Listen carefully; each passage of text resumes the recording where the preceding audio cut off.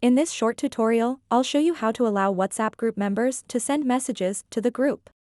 It's a quick and easy process that can help keep your group conversations active and engaging. To get started, open up the WhatsApp application and then tap Chats.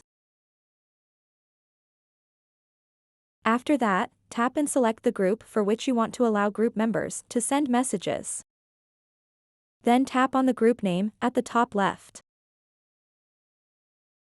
And then scroll down a bit. Tap Group Permissions.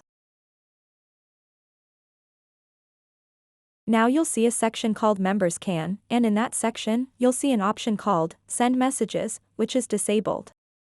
To allow WhatsApp group members to send messages to the group, simply toggle on this switch. To make this adjustment, you must be an admin of the group.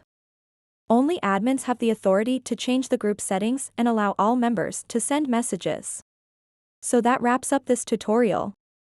If you have any questions about this whole process, please let me know in the comments section below.